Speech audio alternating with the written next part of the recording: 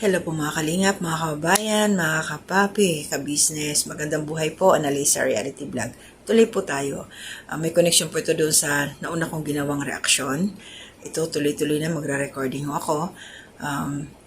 Nandito na, pinangalanan na ni Kuya Bal sa kanyang live, yung mga wakwak, yung mga magnanakaw ng content na sa ngayon, nabanggit nga doon sa live na trending na si Joy at saka si Kalingap Dan, kaya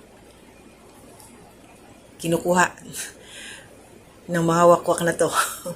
So, panoorin muna natin. Ito yung mga sinabi dito ni Kuya Bal. Kasi hindi naman tayo pwedeng magkwento-kwento lang na walang batayan. So, ito po yung aking re-reactionan ngayon. Pero bagong lahat, bago ko ituloy, maraming salamat po and welcome sa mga bagong pasok sa akin munting kubo, mga silent viewers, mga commenters, nagla-like, nag-share. Thank you po sa suporta. Salamat po sa hindi ninyo pag-skip ng ads. At support na rin ho natin. Ayan, sila Kuya Bal Santos Matubang, Ate Edna Vlogs, Kalinga Prab, Jack Tapia Matubang, Kabisnes Official, Papa Dins TV, Kabisnes Family, Mrs. Gabi Official, mga kasamahan ko pong reactors sa Kabisnes, and also dito sa Kalingap, mga karepa reactors na kasamahan ko. Yan, mga Kalingap partners, support po natin. So, ito na po yung sa live po ni Kuya Bal. Shoutout po sa iyo at salamat po Kuya, dahil ito po, kumuha po ako ng record doon sa iyong live para ma-share ko na rin ho, marinig. At yung iba po dyan, pwede nyo hong panoorin. Pakibisita po ang channel ni Kuya Bal Santos Matubang para po doon sa kabuuan ng video na kanyang ginawa dito sa mga wakwak na to. Ayan, ito po yun. Alam niyo po ba na ito mga wakwak na ito po? Mga wakwak na ito walang ambag sa kalingap at walang awa sa mga ginidnap? Ang layunin po nila, dahilan, motibo, purpose ng kanilang ginagawa ay kidnapin, nakawin ang content ng mga vlogger. Yan ang kanilang misyon. Kasi mga tamad yung mga yan. Super tamad. Walang sariling content. Nakikisaw-saw lang sila. Nakikisaw-saw sila. Sila Jewel Salcido, Ruinain, Rina's Community, Lola D, Lovely Daisy, at iba pa. Huwag isama si Federico. Walang puntang channel yan. Huwag isama yan. Matanda naman at saka wala na yung pag-asa. Huwag isama yan. Wala silang ibang motive or mission mangwakwak para may content sila. Kaya pag mayroon pong mga ninanakaw yung mga yan, mga magnanakaw lahat yan eh. Tignan mo yung channel po, puro nakaw. Ngayon, oy, Joy ang content. Ang galing ni Joy. Grabe ginawa ni Papadan sa'yo. Nagsinungaling, nagkajowa. Mga tanga, ano? Alam na love team. Ginawang totoo. Joy, kawawa ka naman. Plastic yan. Huwag maniwala. Na sila ay may concern sa tao. Plastic. Anong purpose? Magka-revenue. Ipalibasa sa Joy po ay trending. Ipapadan po ay trending. Abay, kinontent nila. Mga kawatan kayo.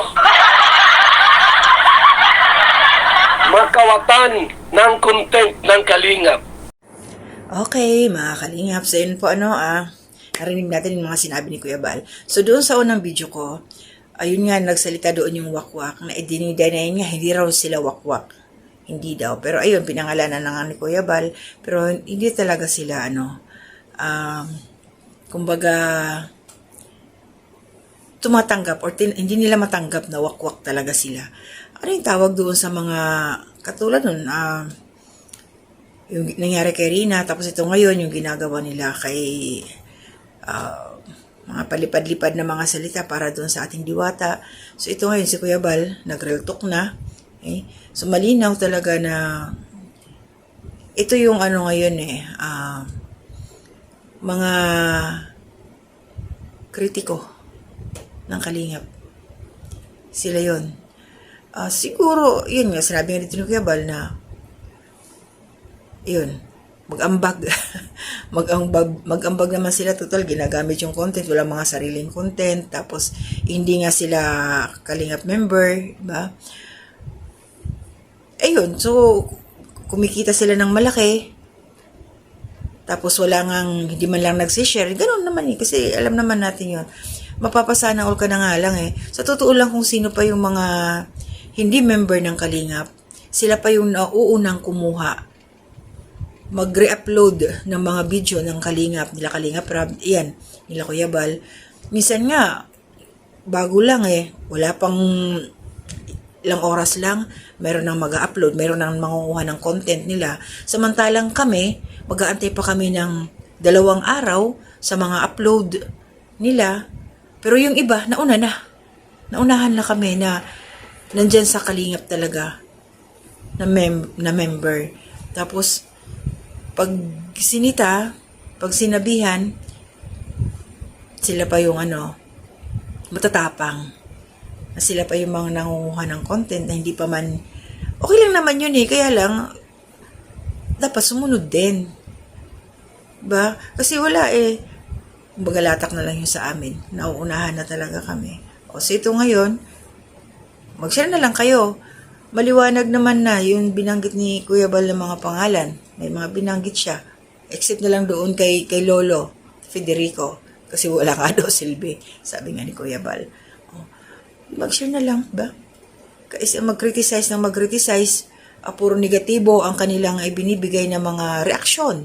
Patungkol kila Kuya Bal, wala rin naman silang, walang naiaambag, walang naitutulong, tapos puro pa nega. Pero kumikita sila. Yun ang kanilang intensyon. Yun ang kanilang intensyon. Grabe sila. Pero yun, para sa akin, yung mga ganong gawain,